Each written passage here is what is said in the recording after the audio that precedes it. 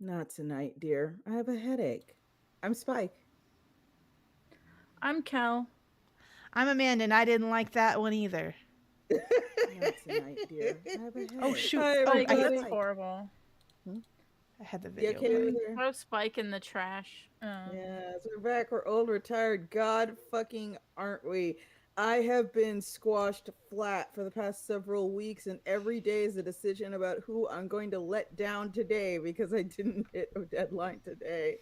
But it's been weirdly rewarding at the same time. Thank you for coming in, everyone. Yeah, we haven't done Just this in saying. 2 weeks. Yes. Yeah, although last week we had a really good excuse. TCAF took me TCAF, exactly. away, stole The me deco- away. Thank you, Alan Lord. He says, welcome back. I appreciate that. Facts backwards. I learned.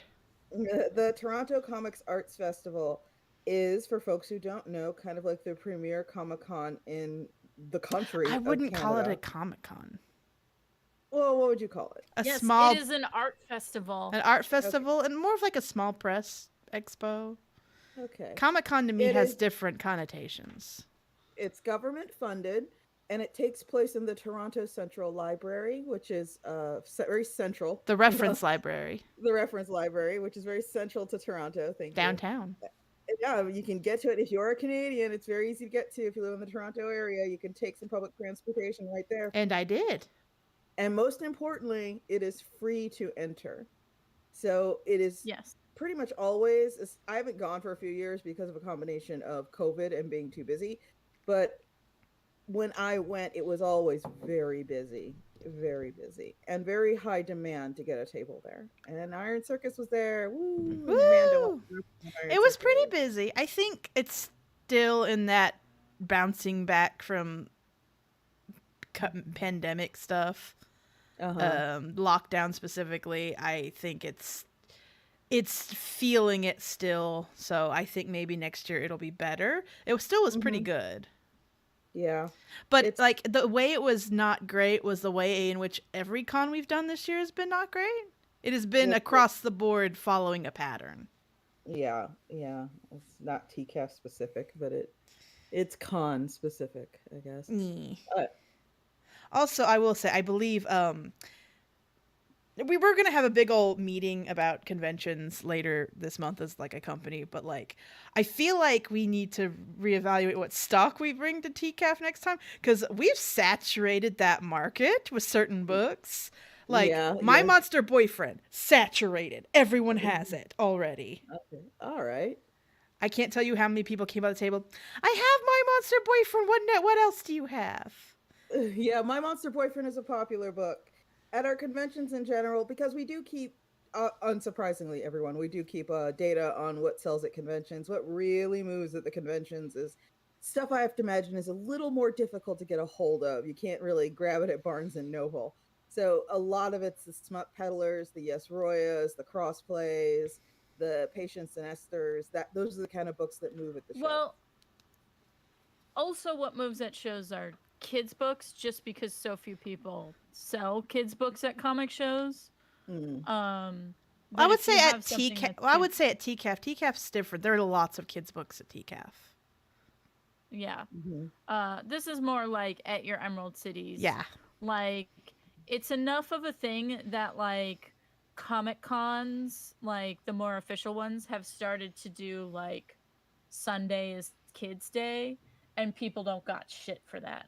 So Yeah, yeah. it's really like worth it to uh, get your kids shit ready for those big mainstream shows. Layla asks, Amanda, was this the con you're making your outfit for? No, that was C2E2.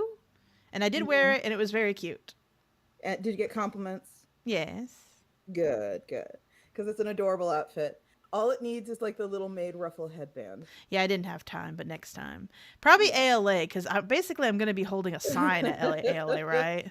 Yes, you're going to be walking around with a sign going, signings now, Then signings then that now. seems like the perfect time to wear my like themed dress. Yeah, people will be like, question mark. Because I've mentioned this before on the show, but the American Library Association conference is very much a different breed from pretty much every other show we do. it's not a Comic-Con, it's a library sort of worker convention. Most of the people there, not all, but most, are going to be librarians. And for them, it's, yes, it's work. Technically, it's work, but it's also kind of a cool vacation they get to go on where they get goodie bags shoved in their face all day, every day, and the goodie bags are full of books. We will not make any sales to speak of at ALA. We will be giving everything at ALA away.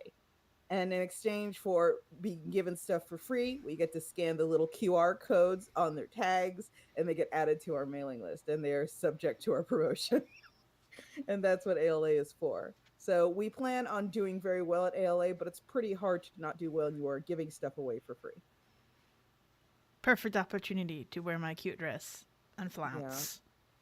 It's like the way I always talk about it, like you go and you do, I don't know, you do ECCC and you pay, you do and you pay $6,000 to do or whatever. And no, you pay $4,000, $3,000 or $4,000 total to do and I'm counting like the plane ticket, the food, the shipping, the Teamsters, the tables, everything to do You pay $4,000 to do and then you come home with like, if you're lucky, 45s, maybe 5,000. If you're super lucky, you double your money, you come home with 6, and you're like, okay, that's good. Whereas when you do ALA, you pay. You pour your money in a hole. Yeah, 5,000. I'm probably gonna be out $6,000 total for ALA, and that's low because it's in Chicago. So there's a lot of stuff I don't have to do. I don't have to fly myself. I just gave Eck $3,000. Oh God, are you planning on doing the show again? Yeah, I mean, I always go for cautionary fables. They always ask for it earlier and earlier. Yeah. I am I don't know what I can and can't say here, so I'm going to not mention anything about doing next year. But doing ALA is you give them $6,000, $7,000, $8,000, and then ALA is more like an investment. Like you're investing in future book sales and promotions. Yeah, the way I talk about it, it's a trade show as opposed to a retail event, which is what most American comic shows are. So I'll pay $6,000 up front. But over the course of the next 6 months, I'll make, $10, $15, $20,000 because it's about getting your name out there and showing everybody what you've got. I will say, an Untitled Project. Hello. I will say, TCAF was my last show to not have an assistant of some variety. You sound like you got run ragged. Yeah, kind of did. Yeah. It was mostly just, I've been doing shows for Iron Circus for a while, not counting the years we just weren't doing nothing. And I think it's just more, it's just gradually grown bigger and bigger, and now it's to the point where it's like, it kind of crept up on me where it's like, yeah, sure, I can do it. Of course I can. I always do it. Monstrous thing. Yeah. It's just now it's a matter of like, one, finding the right, like getting a local volunteer and finding the right way to, like, I don't know how you compensate a volunteer. Yeah, I don't want to be one of those folks who's all like, "Hey, come do a 10-hour shift of work. We'll give you a slice of pizza." I don't even need that. It just needs to be like help me break down and help me set up and give me a bathroom break. Like I don't need someone to. I don't need to like monopolize someone's time. Yeah, that's like it's that tough period where Iron Circus has experienced a lot of periods like that. These tough periods where not big enough for X, but too big for Y. Is kind of where we are on a lot of levels, where we can't be bothered to do certain things anymore because it's like it's too overwhelming for what we can do, but we can't hire someone full time to handle it for us because that simply wouldn't be economically sensible. But that's why I also want to have that meeting and like propose different types of I think there are certain shows where like we need to downscale. I think we are going to spend 2024 lean and mean when it comes to conventions. I think I'm going to be pickier about which shows we do because this is a very old argument of mine. It's been happening for literally 20 years, but it's still relevant right now. And it's something that I've been thinking about since I think I've mentioned before, I do like a minute or so on the treadmill in the evenings. And when I'm doing that, I don't have the remote with me. So when I'm watching YouTube stuff, I just let it play. And one of the things that's been coming up a lot in my ads is the Indianapolis Comic Book Convention, or the Indiana Comic Book Convention. And it's all like, now back for its triumphant return, the Indianapolis Comic Book Convention. And then proceeds to list a whole bunch of shit that isn't comic books. Like, well, come meet your favorite stars of screen and screen and film. Get your, Yeah, I looked at the guests. I looked at the guest list of C2E2. Yeah. And the cast of Boy Meets World was there. Yeah, yeah. And I was just like, why? Like, I can understand the cast of Star Trek being there because, like, nerd shit overlaps. So and there are Star Trek comics, so I guess. And there are wait, Star Trek comics. Are there Boy Meets World comics? I have to look it up now. Honestly, at this point, No, I'm shocked I'm shocked there aren't at this point, because there was a period where everything was being licensed. There aren't. If there were gonna be Boy Meets World adjacent comics, they would be Girl Meets World, which is the sequel series that it got canceled a few years ago. So no, there are no Boy Meets World comics. But the general idea is like Star Trek and Star Wars people, or Doctor Who people, or MCU celebrities, like, okay, that is tangentially related to comics, even though they aren't comics, so fine. But like, when you get into like, here's a canceled sitcom from 20 years ago, it's like, that's no. Yeah, that's what I saw in that ad. And honestly, a lot of cons are moving that way. There's been a number of cons I have simply stopped doing because they moved in that direction. And it seems kind of the majority of cons, except for like a few real like hardcore classic stalwart shows, are very much moving in the, we're called a comic convention, but we don't really care that much about comics direction. And as a result, the sales there aren't fantastic because, like I've been told, there are people who come to the show and they brought $50 for a photograph with, the guy who was the puppeteer for the ship's pilot in Farscape, and that's it. that's what he's here for. He's not interested. Those autographs cost more than that, Spike. No, they don't. Not always.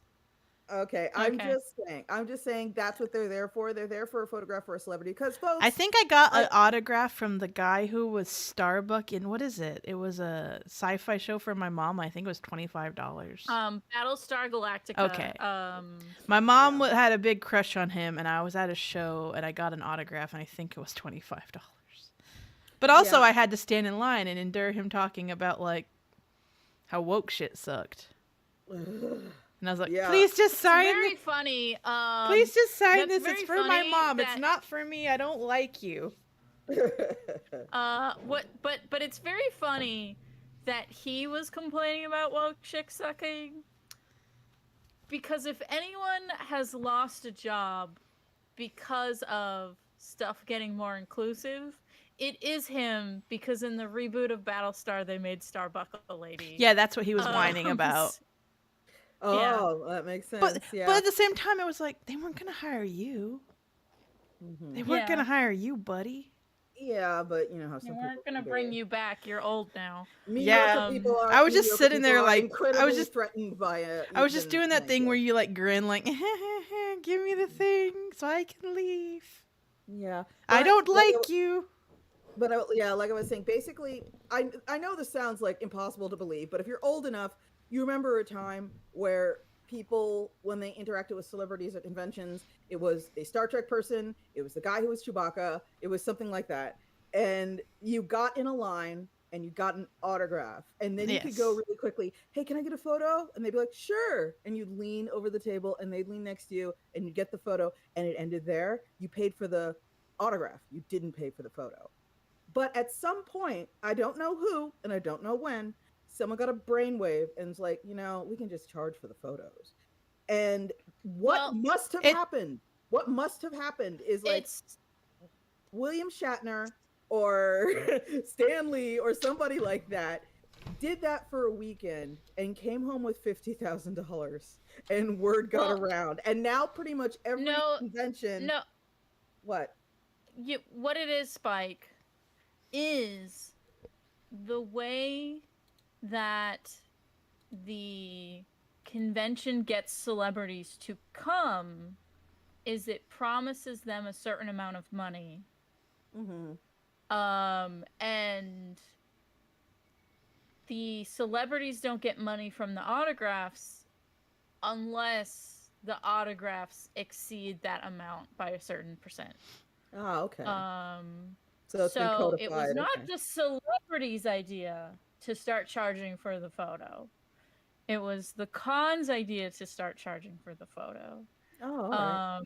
And it was either Wizard World or Dragon Con got in trouble because one of the guys who was like on the board was having celebrities sign posters and prints and selling them on the side. Yeah. Selling them on the side. Yeah. He would tell them like, this is part of like what we're going to do to pay for you being here. Sign these, and that's why most celebrities agreed to it, because like it was that understanding, like you making money so you could fly me out here and treat me. I would also like to say the photos being charged them isn't something that happens all the time. No, it doesn't happen all the time. Yeah, that's why it only happens with certain celebrities, because those are the celebrities that are more expensive to fly out or get to go. Also, I think that's also like some of the logic behind a VIP package. Yeah, I was about to say, and it's also lent to sort of like the gamification of selling passes to the convention. Like initially, like decades ago, it was all like, do you want a Monday pass? Do you want a Tuesday pass? Do you want a Thursday? Days of the week. Do you want a weekend pass, or do you want a 3-day pass, or do you want a pass for the whole show? And it was kind of just about when you were going to be here is when the passes were broken up by, which makes sense. You don't want to pay 4 days you're not going to be at the show. And now it's gotten to this point where it's like figuring out what edition of a new AAA game you're going to buy. And there's like a fucking cheat sheet to help you with which one you're going to buy, because it's genuinely that fucking confusing. Like if you get the Gold Star VIP Access Pass, you get this, that, and the other. But if you get the Triple Diamond Gold VIP Access Pass, but if you get the Triple... I've read them. They're pretty clear about what you get. It's also just a lot. It's incredibly stratified, and some of it is celebrity access. Like you get to jump to the front of the line for your photograph with William Shatner. Something like that. Yeah. It's just very... Oh, I sound like a fuddy-duddy. I'm so sorry. It's okay. You're allowed to be a fuddy-duddy. Okay, so after Emerald City, there was some drama llamas on the Twitters. Some discourse. I'll be right back. I'm brewing tea. Because someone was told they shouldn't be at a comic show because... They're not famous? I forget what the... But no, because they weren't selling comics or something like that. I can tell you who was told this. You may or may not know them. Okay. But basically, they sell prints. Okay. That are not fan art. Okay. That is incredibly standard for every comic show I've ever been to. Well, the fact that they're not fan art, I think, makes them an exception. Okay, so I'm back. I DM'd you who was told this. Secret. It's a secret. Yeah. And so basically, since they don't make comics, some person was shitty and like, you shouldn't be here because you don't make comics. Okay. And I was like, weird that they picked Emerald City of all places to say that, because I believe when I explained this discourse to Amanda was like, well, what about damn it, I forget his name, but the guy who plays the Hulk. Fuck. What's his yeah. face? Yeah, I know, but Yeah. yeah. Yeah, whatever his face is, you were like, what comics are he making? Yeah, like, it seemed like as a joke. I understood it, but it seemed like really misplaced. Like, yeah, this is not. It seemed very I'm misplaced, assuming- the fact that it was Emerald City that these people decided to, Well, like, not just Emerald City, but if be- you're gonna go after someone like this is a comic show, like there's like you got to Did start you mean somewhere Mark else. Ruffalo or Lou Ferrigno? How would I know? Mark Ruffalo. Okay, Yeah. it's like a bunch of people playing the Hulk at this point. But yeah, The current Hulk, Mark Okay. Ruffalo. What comics has Mark Ruffalo made? I know, yeah. And it just so was very. It was I just think it's understandable like, criticism, but misplaced in its target. and then this got expanded, because by the nature of the internet, talking about how apparently some craft sellers have been given a hard time for being at comic shows, or people have looked down at them for selling fuck crafts that. at a comic show. That's bizarre. And I think part of that complaint was, I know Rose City does this.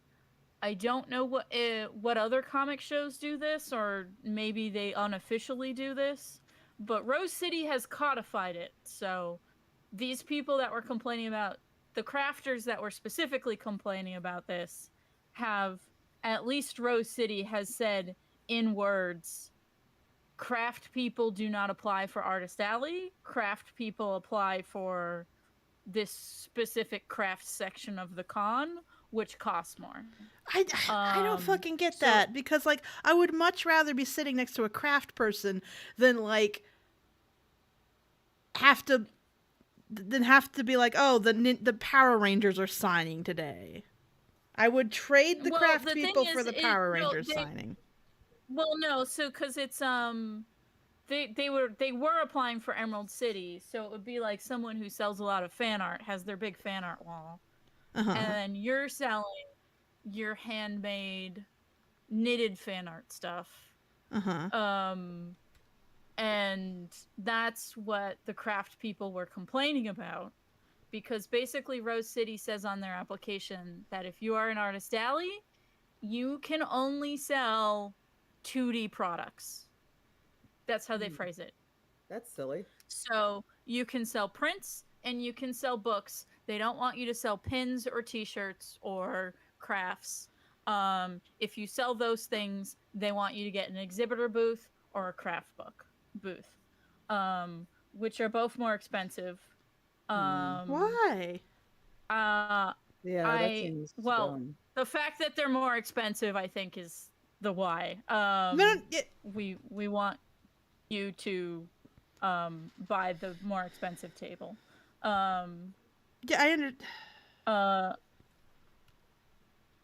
It's because, like, usually they can get away with sort of people who are half guests being an Artist Alley, because there are medium name comic people that will buy a table in Artist Alley, and they don't want to turn those people away, but they do want the craft people's money. This is what I'm assuming is going on with Rose City, but basically the point of the matter is craft people and people who sell a lot of pins or merch have been told by other cons, you don't belong in Artist Alley. So people were also complaining about that.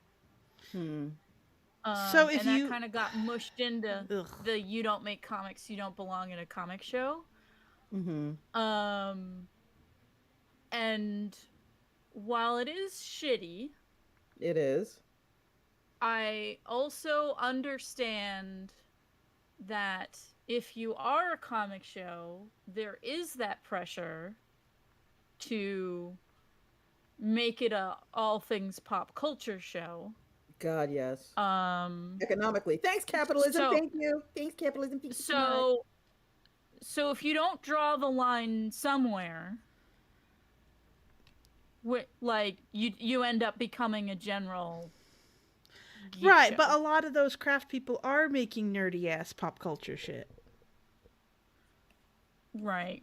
That's what I'm saying. What is Um, the if we're not going to limit it to comics, but we're going to say like, oh, 3D stuff like crafts don't count even though it's the same shit. Like why is a drawing of Legend of Zelda better Oh, than yeah. pin of Legend of Zelda? yeah. Like And how is that I how is understand drawing you more comic adjacent when they're both just and merchandise?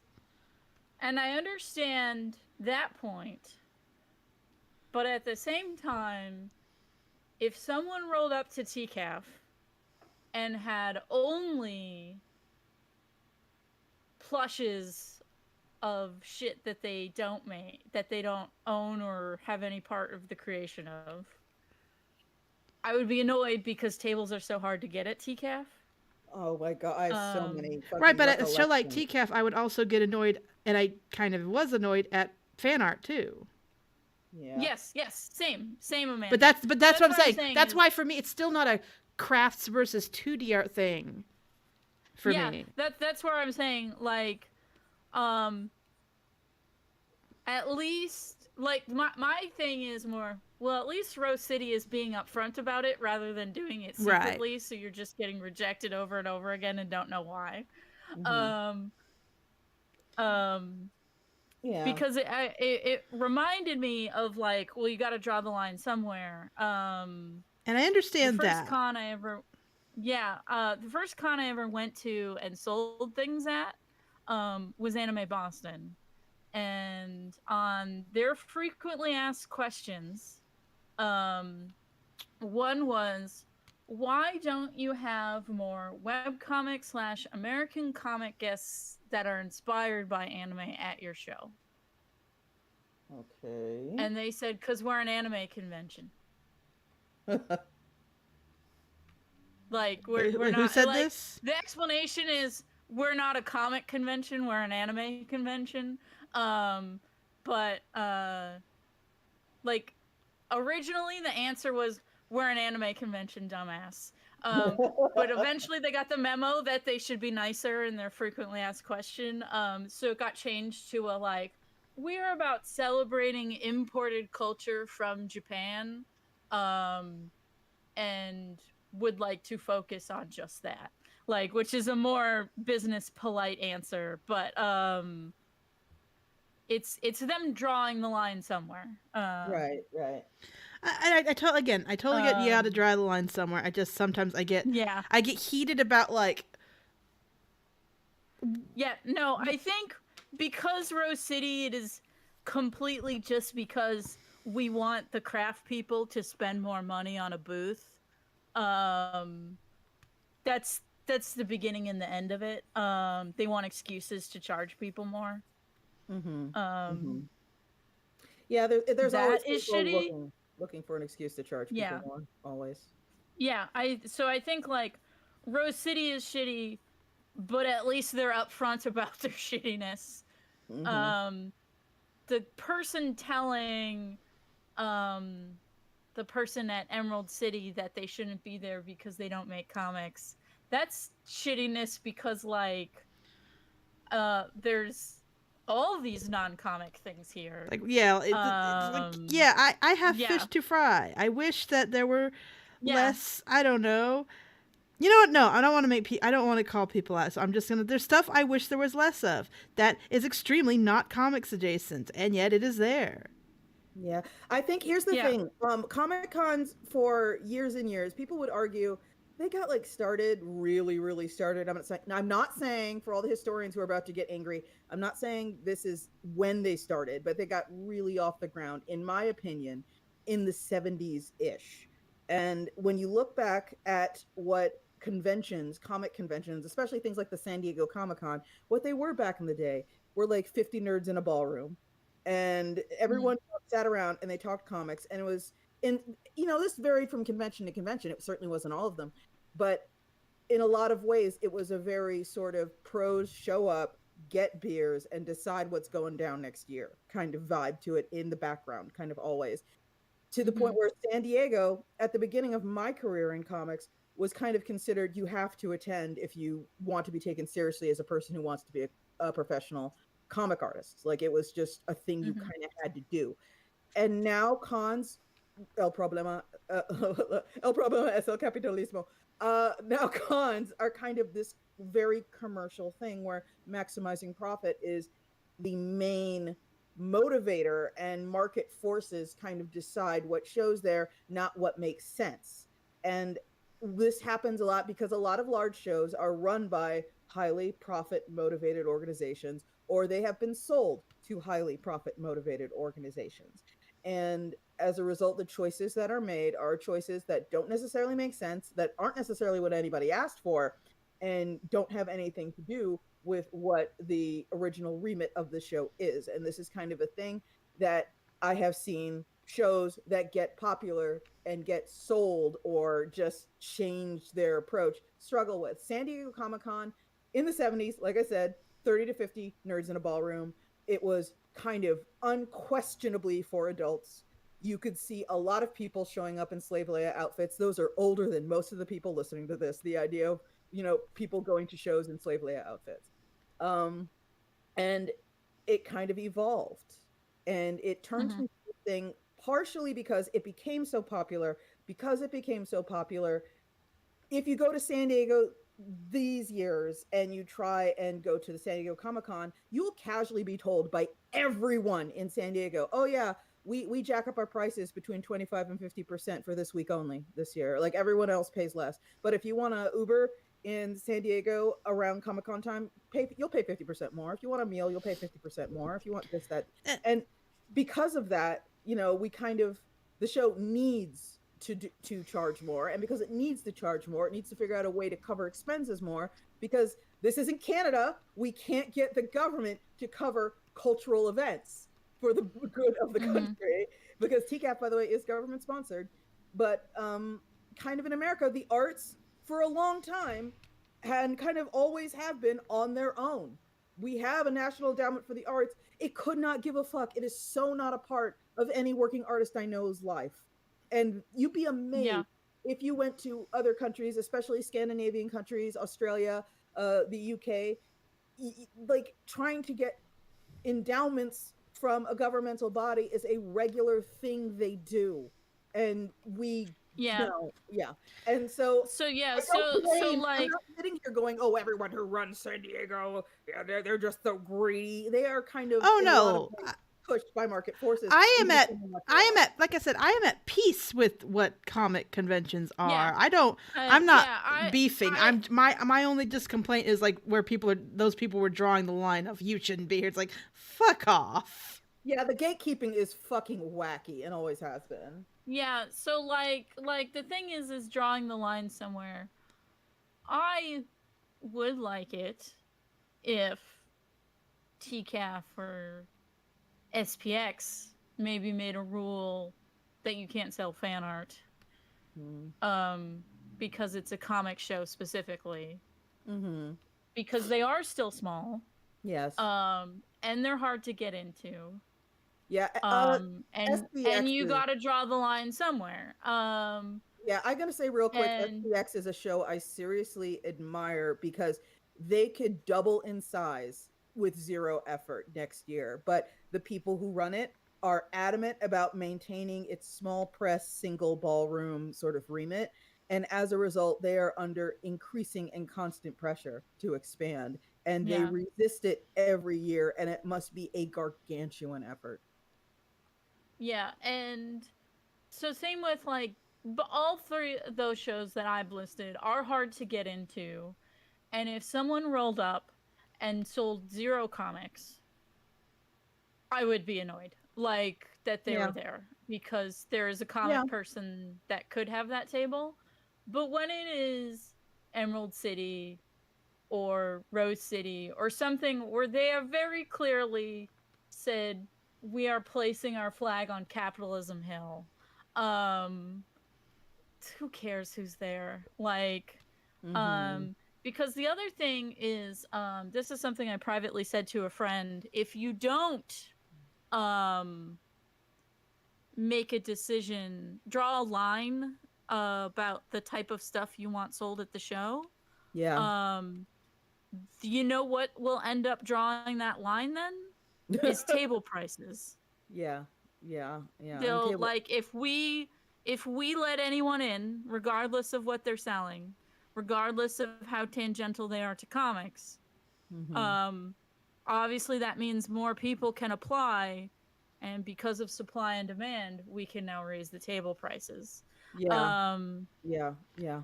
And again, uh, there are shows out there. SPX once again comes to mind. They could probably gouge, and people would grit their teeth and pay Well, because it's also that kind of show. on the But they don't. subject of, you know, capitalism, uh, there are shows where like, you know, you can roll your eyes and grunt because oh they've got WWE people as guest stars, but at the same time, that show would not have the volume of people they have if it weren't for things like that. And that's Hmm. kind and the volume of people is why you are at that show specifically. Like there are certain shows we go to because like there's gonna be a lot of people there, Uh huh. and those people would like honestly just not be there if the show wasn't courting. Like it makes you grumble because that's like blech. But at the same mhm. time, the show would not have the numbers it does that makes you go, ooh, we have to be there to sell if it weren't for all the other stuff they do. It's also I think San Diego is better about this than say Reed Pop. Yeah. Because at the end of the day, San Diego is a nonprofit. Comic Con International is a nonprofit. So while they do have celebrities and shit there, at the end of the day, they're keeping their flag in nonprofit land and not chasing capitalism. Um, Hmm. Also, Spike, you haven't been to San Diego for a while, and I have. And what I think is interesting, um, Spike, when you stopped going, that's when like movies had taken over San Diego Comic Con. And now it's brands. Um, no, now it's TV. Um, Lego Star Wars and because they shit. were no, it's like there was a Walking Dead escape room thing going Oh. on. Like it's TV shows because they realized promoting a thing that's going to pop up and then be gone was not like getting them the returns that they needed, but the people promotion wise, but the people who were getting returns from San Diego were the people who could return every year and had a new thing to promote, but it was still like their thing. Um so like the stuff that did best was like here's our panel about The Walking Dead, Well, yeah, I think it or boils down to here's what our has fandoms, and movie fandoms are kind of flash in the pan unless they are yeah. ongoing um series. So yeah, so TV shows had a better return, but also TV shows don't have as much money, so you weren't getting the big giant things that you saw from movies at San Diego. They're smaller, but they're still very prominent. Like I said, there was a Walking Dead escape room was an example. Then there were some goofy giveaways to promote the Teen Wolf movie. Hmm. Um, and Yeah. other so it does seem like TV shows seem to be the thing that has mostly filled the big Hollywood hyped it up, and then and then was like, "Oh, this isn't worth it," and left, and then TV jumped in to fill the void. Yeah. I remember they had a webcomic section in San Diego years ago. I don't think that even exists anymore. I mean, there are some holdouts left, but Yeah. I just, oh God. And again, it's one of those things where, of course, things are going to change over the course of my career, and I interrogate like my every fucking opinion when it comes to stuff like this because I don't want to sound like those people I fucking loathe who are angry that things are changing simply because they're changing, not because of the qualitative meaning of the change. But San mhm. Diego has, I mean, if we're going to be absolutely real brass tacks, it's never been super awesome great. for me at least. I can only speak to my own sort of experience at San Diego, where prior to sort of the invasion of Hollywood, the invasion of television, the invasion of brands in general, it still kind of primarily cared about Marvel DC. That was like its primary concern. It didn't ever really super give a shit about people like me. And then it didn't when comics began growing, and when Disney bought Marvel, and when sort of comics kind of started getting a higher profile specifically because of their tie-ins to film, that is when the larger brands started coming in. And there seemed to be, at least right before I stopped going, there seemed to be almost this concerted effort to flip it from a retail event to a trade show, where people were coming up to our table full of books clearly labeled with their prices, asking, "What's free?" Because they thought they were at a trade show that was full of freebies. And we just kind of had to do the slow blink and the long stare and just be like, nothing's free. I mean, you can have a fucking flyer, but I don't think that's what you mean. I just remember, what's free? What's free? What's free? And that just really soured me, not specifically on the show, but on what the audience for the show was turning into. Also, there was a thing when sort of the con was kind of entering the general consciousness of America and exiting kind of geek circles. And I swear this is not me gatekeeping. It is literally my lived experience, where people would come from LA, like they come down from LA, and they'd kind of have fun nerd watching, I guess is the best way I can put it. And this was almost perfectly coinciding with that period where, I swear to God, without exaggeration, maybe 1 in 4 women attendees of San Diego Comic-Con was wearing a t-shirt that said, "I heart nerds." It's like, it was that common. They were that everywhere.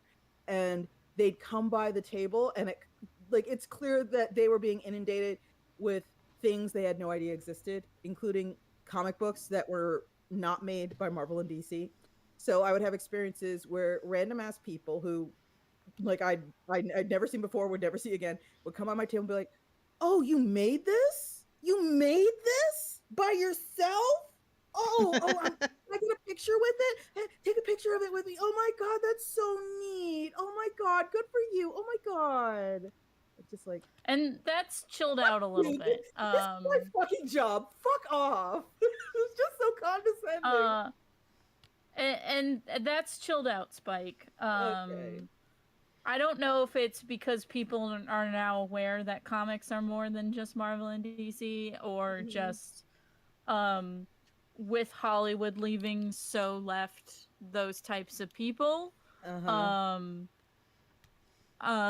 Because TV show fandoms, while more regular, are also usually nerds as well. They have invested time in the thing they like. And I really, and I am at peace with, I have no control over what these big cons become. I have no control of what the little cons become. All I can do, I am but, a leaf tossed on the summer storm of the sea. But I can choose which direction to put my energy. And that kind of brings me back around to when I say in the coming years, I think Iron Circus is going to try and run a little leaner. And what that means is there are cons where, we turn a profit, but it's like the amount of prep, the amount of mental energy, the amount of physical energy, is it worth the profit we turn, especially as we become a larger and larger company?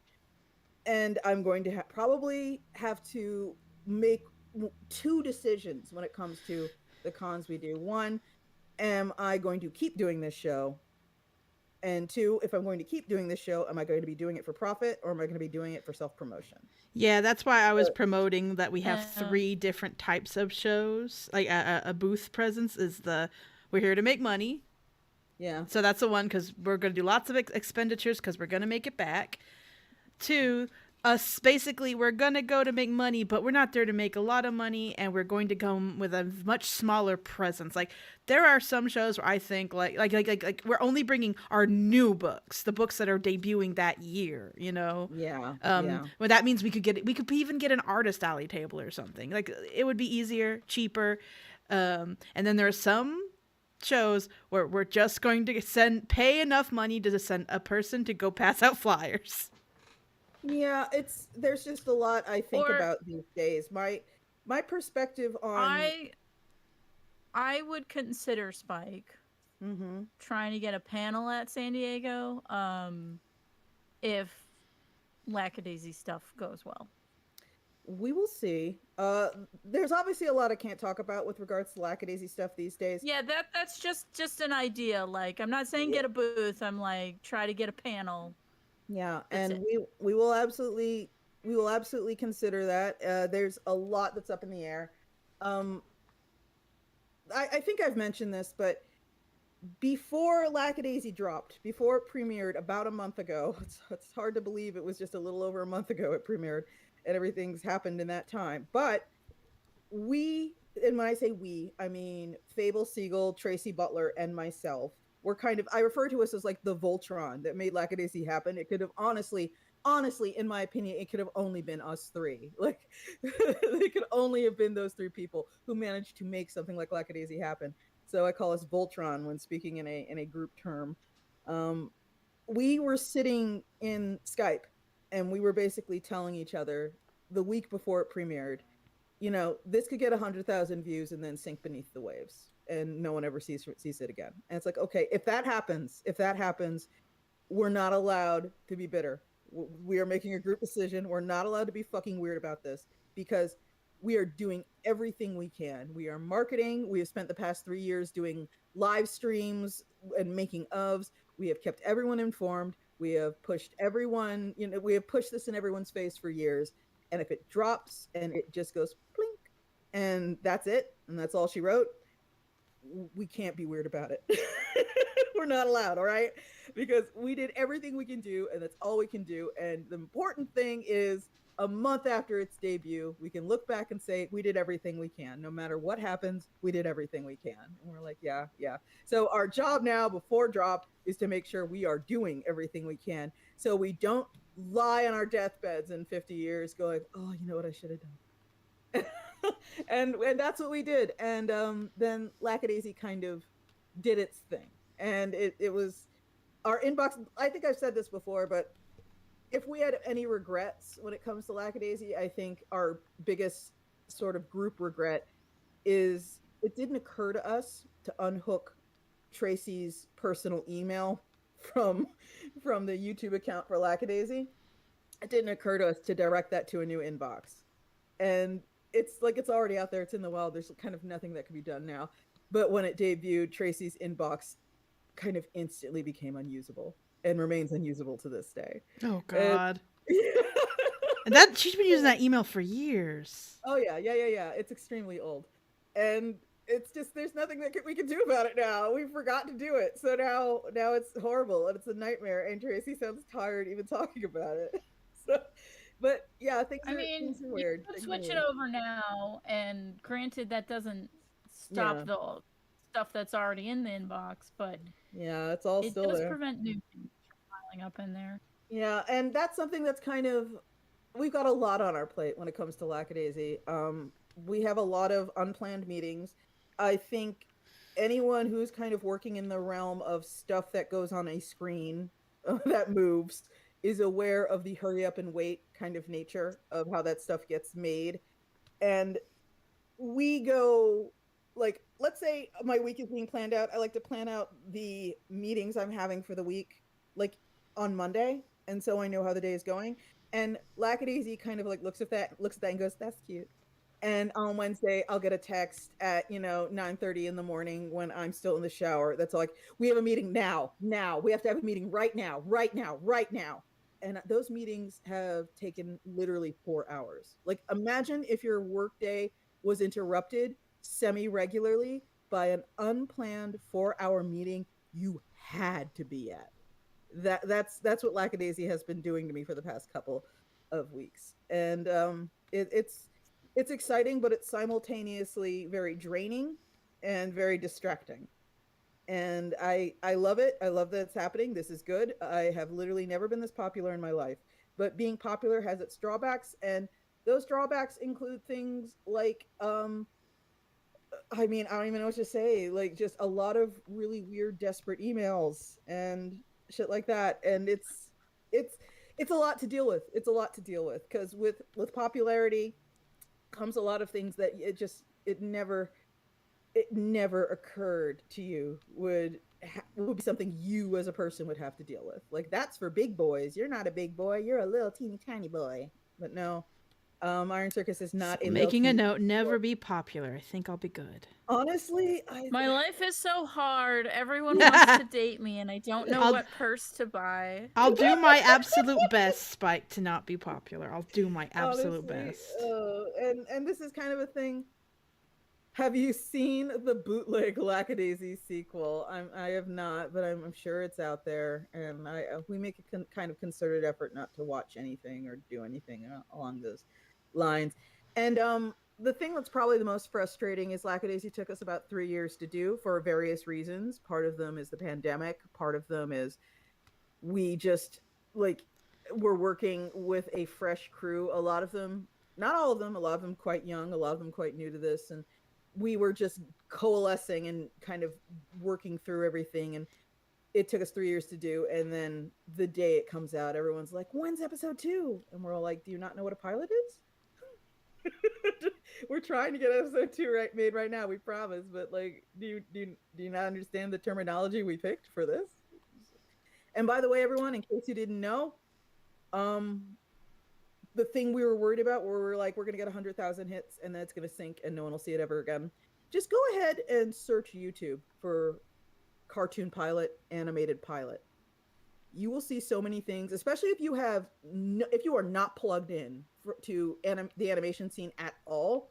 You will be bowled over by how much shit you see, and you're like, "Holy fuck! Like, I didn't know all this was here." Yeah, there are people who are uploading their animated pilots and animatics to YouTube all the time that kind of suffer the fate I just talked about. It gets 100,000 hits and sinks beneath the waves, and no one ever hears from it again. One of my favorites, personally, because I'm a terrible person, is if you search Becky Prim, which is about a girl who dies and comes back to haunt her high school. And she's just this sort of terrible teenage girl in a way, like teenage girls can be terrible. And I don't know if the creator did her voice because, it was clearly a shoestring thing and he was just trying to get through it, paying as few people as possible because he didn't have the budget, or if he just liked doing her voice because she's a girl, but she sounds like this. I'm not going to jail for you. Like that's her voice, and it's super fun and cute. And he clearly gets a lot of joy out of animating her and her antagonists and all that shit. But it's, it didn't happen. And then there are some mixed media animated projects I've seen on YouTube that are like, holy shit, this is really fun and clever. And someone put years of effort into it, and then nothing happened. And well, then there's the funny thing is sometimes things are happening behind the scenes, and it's less that it died on YouTube. Some of that stuff has gotten off of YouTube, and then it died in the production outside of YouTube. Like, that's also interesting when that happens, when it's like, no, it made it off of YouTube, but then it died. Yeah, I should note here, I'm not going to go into great detail because frankly it's uncouth, but part of our sort of night classes, Voltron's night classes, have been a lot of kind of research into how not to make that be us, because I'm sure anyone who follows Disney or any of the large animation studios is fully aware of how far along things can get in production and then someone can give it the axe. Like, anyone who's a fan of Nimona probably knows the story of the Nimona animated feature. Or anybody who's a fan of Mouse Guard is probably aware of Mouse Guard just being like really far along in production and then just getting the axe. And there are entire seasons of certain shows that never get aired because they just like 7 episodes of something sitting somewhere on a shelf. And the last thing we want is to sign a deal and disappear into development. And part of that, all right, in case, I'm going to give you folks a little inside Hollywood right now. I don't want any. Don't worry, I'll make it quick. Yeah. Well, shut up. Anyway, I don't believe you. I don't believe that you'll be quick. Anyway. Anyway, Part of the reason you're seeing what you're seeing with animated pilots just dropping on YouTube, it's an attempt to cut the line. When animated shows are picked up for development, there's usually a year where the pilot is being made and financed by the studio. And then the pilot is shown to studio executives, and the studio executives make a decision on whether to greenlight a season based on that pilot that only they see. When animated pilots are made like that, they're cutting in line. They're cutting a year or so in line. And the idea is if it's popular enough, they don't have to convince anybody it's worth making, because that is how a lot of decisions get made in Hollywood. What's popular, what has name recognition, what has a lot of the legwork already done. So Lackadaisy has cut very far ahead in line, and we are hoping that we can skip a whole lot of the process. And that's why what a lot of animated pilots, why they're on YouTube in the first place, hopefully they will catch fire the same way Okay, Lackadaisy. I'm gonna very quickly plug a animated pilot that is not Lackadaisy. Uh-huh. You should all go check out Kristen Gish's Kelly and the Kung Fu Gators. Oh, okay. It is friend of the show Jose Pimenta's partner Kristen made it. Okay. And it is like it's a riff off Teenage Mutant Ninja Turtles. Quite It's kind clearly. of the main character is the April O'Neil type. And her dad made these kung fu gators that fight crime. And it's her realizing that she doesn't have any normal friends. Her friends are only these kung fu gators, and maybe she doesn't want to fight crime. So she's trying to get regular friends, and it causes an existential crisis in the team. On what are they all doing with their lives, being kung fu gators that fight crime. Untitled Project says a lot of the time these guys whose college short blows up get professional work, you know. Yeah. The kind of the golden example of all of this, I think, is probably Craig McCracken, because Craig McCracken, I remember as a small child, not super small, but small enough, watching the Powerpuff Girls short. And not The his Whoop college Ass Girls. Yeah, I was about to say not his college short with the Whoop Ass Girls, because all the real nerds know that it wasn't Chemical X that turned them to what they are. It was an accidentally spilled in this liquid can of whoop ass. They turned into the Whoop Ass Girls, but they were the Powerpuff Girls in the sort of Cartoon Network redo of his college Well, short. that was for What a Cartoon, which was a series of shorts. Yeah, but because he made the Whoop Ass Girls, he got greenlighted to make his cartoon, his What a Cartoon of the Powerpuff Girls. And I don't think I know for a fact I've seen an interview with him, and he sounds a lot like we sound like when we're being interviewed by Lackadaisy, where he's like, yeah, I made this thing and it was really cool and I hope people liked it, and then it blew up in my face. And that's kind of the story of what a lot of people hope happened to them when they make their animated pilot, the Craig McCracken thing. But yeah, people should go check out Kelly and the Kung Fu Gators. Kelly and the Kung Fu. See, the thing is, every time I think of Kristen, just involuntarily it springs to my mind. DuckTales. Oh man. Because Kristen, for folks who have like no idea what I'm talking about, Kristen worked on the DuckTales reboot and informed us of some very quickly made bootleg DuckTales beach towels. And everyone knows that the DuckTales theme song goes, DuckTales, woo! And these beach towels, these bootlegs said DuckTales. Oh man. I do like the idea of someone just being really just like let down by DuckTales, like DuckTales. Oh man. Like, oh no. And I thought that was cute and funny. But yeah, bootlegs, great, fantastic, thank you. See, how you know. y'all are marching towards the future. I'm making plans to go backwards in time next year. To be perfectly honest, though, this is kind of what I would love for Iron Circus. I have a bucket list I'm too ashamed to share publicly because people would think I'm like a psychotic megalomaniac, but I am working towards that bucket list every day these days, and I am increasingly credulous that it can actually happen now. Which is I'm that's kind of like as detailed as I can really get, but I'm really happy with the direction things are moving. And like, yeah, I do have literal emergency 4-hour meetings, but I wouldn't trade the world for those emergency Okay. 4-hour But your meetings. life is so hard and everyone wants to date you. Shut up, Kel! I was zero interest in what I was going to talk about. No, it's okay. You can absolutely talk about anything you want. I'm just venting. I'm using this as a venting thing. So I can Okay. stop. Yeah, I'm good now. I'm good. I'm done complaining about where everyone's paying too much attention to me. I'm done. No, okay. I was trying to talk and I got bulldozed, so I'm not going to. No, I want you to though. No. I want to hear about TCAF. Oh, I wasn't going to talk about TCAF. I was literally segueing into Oh. my own plans, but I want to hear your plans. too late. You were mean to Amanda! me. You were mean to me, and I'm crying. Amanda, you can either tell me your plans. This is the or sound I of will me crying. or I will inexpertly describe your comic without consulting you to the crowd. That's fine. Go ahead. Okay, so there's this comic. You've already done it accidentally like 5 times. So it stars me basically.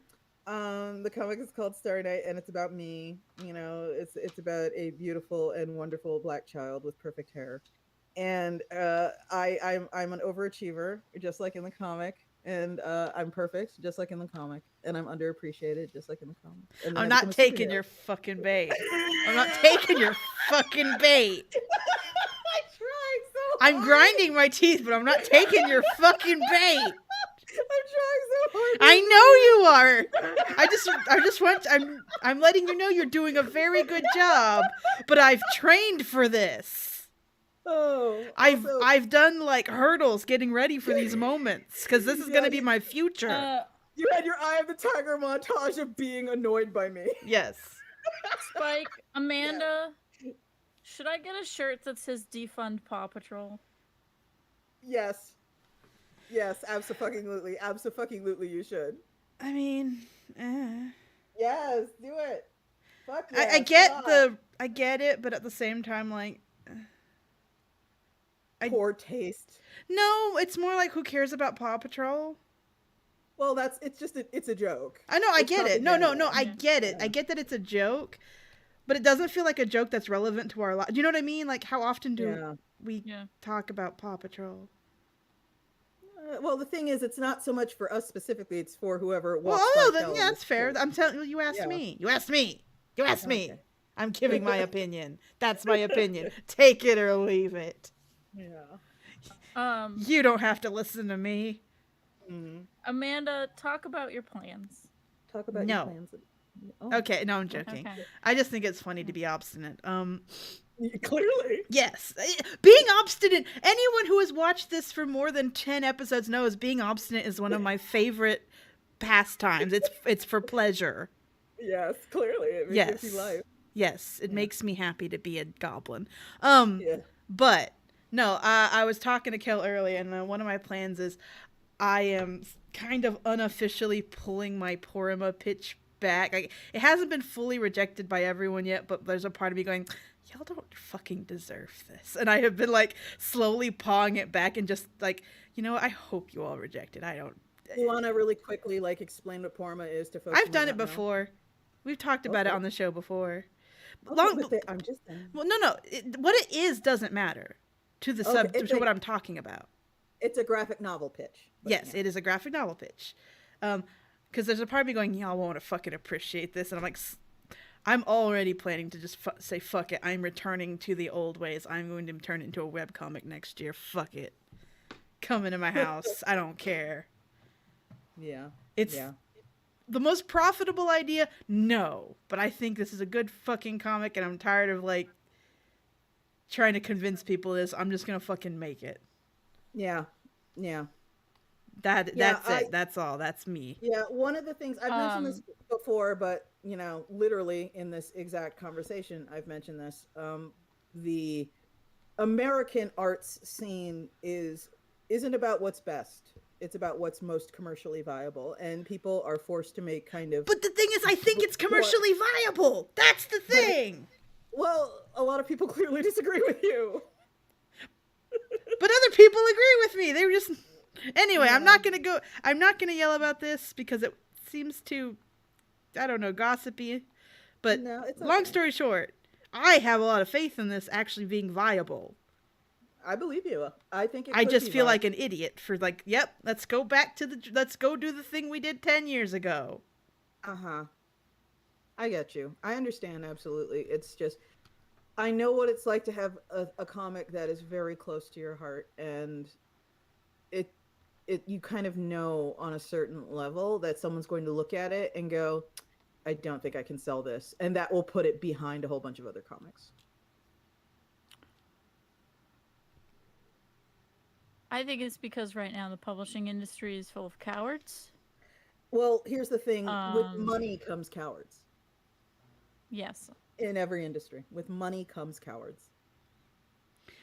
This is more of a Cowards with I look at what it is and I see what sells, but what like and it I don't I don't want to I genuinely this is like a subject I don't want to talk about publicly actually. Okay, it's okay. It's okay. We don't have to talk about it It's publicly. not like cuz it's bad, it's just cuz it's annoying. It's And I will extremely get annoying. annoyed and I actually don't like it when we just are annoyed the whole episode. And it's extreme. Okay. Yeah, we don't want to be that way. I get that. Amanda, Yeah. tell us about your webcomic plans and goals. Yes. I'm literally Please. I'm just going to make a webcomic. That's I mean, Okay.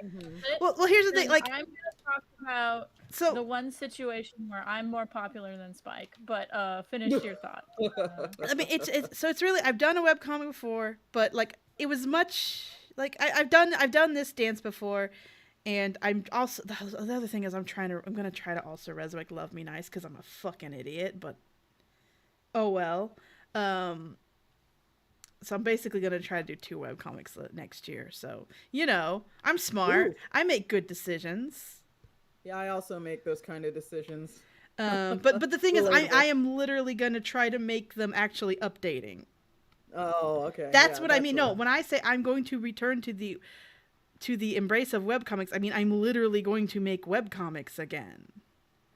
Because I like webcomics. I genuinely like them as a medium, and I miss them terribly. It is not the Yeah. most financially wise decision, but it's what I want to do. Because fuck it, I miss webcomics, Yeah.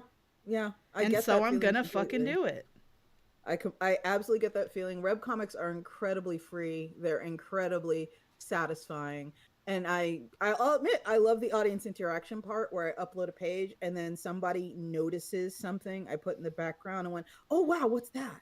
Like, "Oh fuck yeah." Well, not just that. Oh, I just like the straight up delivering comics straight to people, not giving a shit about how. I mean, yes, it sucks because you're making these for free unless you can figure out how to make like Patreon work for the comic or something. But at the same time, like you don't have to worry about overhead, and you don't have to worry about printing, and you don't have to worry about marketing. You just get to make a comic and put it in front of people, and that's the Yeah. fucking dream.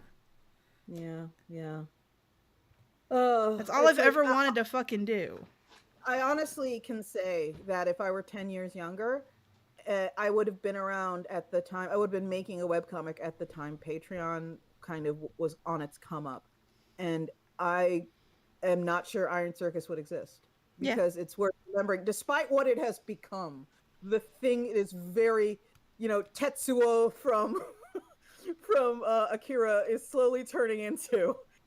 It started life as a self-publishing imprint because I needed to figure out a way to make more money from my comic because I needed to make money. And if Patreon was around when sort of Templar was kind of in its heyday, that was my first webcomic. Well, not my first, but my most popular webcomic. Everybody, when Templar was in its heyday, if I could have gotten that into 4 figures, and I believe in my heart I could have, I think Iron Circus might not exist, which is a weird thing to think about. But I have to wonder. I have these like moments where I wonder would I have been happier that way, and I have to say honestly, probably not, because I have an incredibly tacky lust to do everything. Like I don't just want to do my comic. I want to publish those other comics over there that I know for a fact would have a hard time getting published by other companies. And a very distressing part of the past couple years have been watching other companies who kind of have the same purview as Iron Circus kind of desiccate and change tact and disappear. And it's kind of alarming. Like there are people in the Iron Circus Slack that joke like, haha, it's just gonna be Archie Comics and Iron Circus in a few years. And it's like, what a horrible thought. What a terrifying thing to contemplate. What were you saying earlier, Kel? About being more popular? I'm more popular than Spike because I have gotten a Blue Sky invitation, Oh yeah, that's right. and I would Spike like hasn't to. gotten one yet. Yeah, I have not. I have Um, not. That is true. I fucking refuse. I'm I'm okay.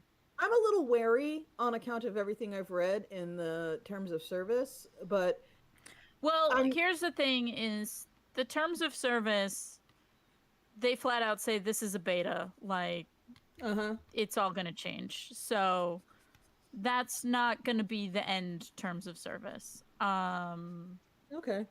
That's worth noting. And the developers have been very forthcoming about when people come to them with questions about like the terms of service. Mm-hmm. Because like part of why they're in a sketchy situation now is they flat out say like it's because we're in beta, we're figuring shit out, we need the ability to like move and change shit as we need to. And they have already done a better job discussing moderation than other social medias. Um, thinking about Substack saying I will not ban Nazis, or I will not answer the question of whether or not I will ban Nazis. Yeah. Basically, so from what they're saying, the like developers is they're like, listen, moderation on the internet is super hard. Like Yeah. Yeah. it it's like, especially if it's a site that gets, if it ever gets as big as Twitter, like moderation is basically impossible. Yeah. And they're like, so what we're doing is for stuff where there is an obvious answer, like threatening someone Uh-huh. or you are breaking the law, Yeah. that is going to have an automated moderation. And it seems like they're trying to make it a hybrid of Mastodon and Twitter. So like all of Blue Sky will use the stuff where it is clear cut you are breaking the law, so no, you can't do this. But when it comes to stuff where there are some gray areas, or sometimes people just have foot and mouth disease, Mm-hmm. they're going to take like different subservers are allowed to have different rules, but if your subserver repeatedly promotes hate speech or something like that, then it gets separated from the main thing. Okay. So people don't get outright banned for hate speech, but they get put in a box. That's the Nazi box. Mm-hmm. Yeah. Um, I am skeptical of how well this works. I don't Like, like the sound of that. Like, why not just ban them? yeah, like part of me is, here's the thing. Blue Sky is run by Jack, and Jack's a fucking moron. And Jack will always and forever be seared in my brain as the guy who refused to ban Alex Jones until Alex Jones affected him personally in real life meat space. he does not actually own or run Blue Sky. How's he associated if he doesn't own or run it? He gave some funding to it, but he does not own or run it. Well, if he gave funding, that means he's got some kind of ownership. He didn't just angel invest and walk away. These guys don't have a fucking altruistic bone in their body. Right, but like he doesn't have control over it. He doesn't have a controlling interest in Blue Sky? No, he does not. Who does? I would have to look that up. It was a name I didn't recognize. Okay. Because like straight up, this whole "we refuse to ban Nazis" it's got some serious "how many times do we have to teach you this lesson, old man" Yeah. vibes to it. Well, basically their response is like them saying when you get to a certain size, it's fucking impossible to ban every Nazi. No, it's not. Yeah, it's literally not, but okay. Like, you might not have found them yet. Yeah, but you can hire some human beings, like a whole cohort of human beings, to review the reports and then ban them, but they don't want to. So It is totally possible. Now people are gonna slip through the cracks. I understand that. Mm-hmm. But like, it is possible to ban every Nazi as long as like when you see them, you ban them. yeah. Also, this has nothing to do with anything, but I just want to note a thing I saw on Twitter recently, which is a person who posted a picture of an embroidered patch they made, and the embroidered patch was of a pine cone that was also a bug. And they just had 2 glamour shots of the patch, and they just said, "If you want it, I have faith in your ability to find it." They didn't link to their shop or anything. And I imagine they did that in an effort to avoid being throttled by the algorithm. But I am dying to know how effective that is, because it made me go and click on the link in their bio and find their shop. But I wonder if anyone else. I've been doing experiments and I have not noticed the having a link actually doing anything really. Yeah, I am. That's the problem. That we're working kind that of was the all same- tea leaves and whatnot. Like, yeah. It has. Now I the do same- think certain words were definitely doing it. Yeah. I know for a fact it's kind of like how YouTube creators have an issue where for a long time the exact nature of what the algorithm pushed to the bottom was not known. So there was a lot of overzealous self-censorship. Like they were censoring words that would be fine in a PG movie, and it was actually seriously depressing me. Like, Jesus Christ, we have less free speech now than we did when we were subject exclusively to broadcast television. This is the most depressing fucking thing I've seen in my life. We are more heavily censored than primetime broadcast television now. But people seem to be kind of pulling back on that now because YouTube has grudgingly clarified things that will get you demonetized. Well, also like Spike, I linked you to the article that I read that's about their moderation thoughts. Oh, the Nazi bar issue. Yeah, that's one of my favorite stories. So basically they're putting all the Nazis in the Nazi bar and not letting them out. Well, I'm very skeptical of the efficacy of something like that, but okay. Yeah. Which is better than we will refuse to address the fact that there's Nazis in our bar. We'll encourage the existence of Nazis because they cause discord and strife, and that's engagement. Yeah. It's more of a giving them their own space where they are like if there was another thing was like these people are always being monitored, that'd be another fucking thing. Like that's a thing. Like, okay, letting them have a place to easily communicate. Like, no. Yeah. No. Yeah. There's just a lot going on there where it's just. Uh-oh. Did we disconnect? Did we? I can hear you. It says the chat disconnected. Okay, it was brief. The chat briefly disconnected. Okay. Yeah, I just have it's one of those things where it's like the paradox of tolerance where Real quick, can anyone in the YouTube hear me? Please let me know. YouTube chat, if we are audible, please say something. That's what I just said. Yeah. Why are you always taking my thunder, Spike? Shut up. Daryl says he hears us. But yeah, so Blue Sky doing slightly better than other places that refuse to admit that Nazis are a problem. I just refuse to switch platforms until everyone has decided on a platform, because like I only came to Twitter because fine, we're all using it. I guess I should be where we all are. I refuse to move until there's a place. Like I'm going to co-host because I like co-hosts, but I'm trying to. But it also serves a different purpose than Twitter. I feel very similar. Like co-host to me is a playground. Co-host is the most fun I've had online in a long time. And for folks who aren't familiar, I think that has a lot to do with the fact co-host does not permit numbers. And I know how that sounds, but basically Um, there is no ability to measure your dick. Metrics. Yeah, no ability to measure your dick in comparison with another person's dick on Coho. You don't know how many followers they have. uh, You don't know how many followers you have.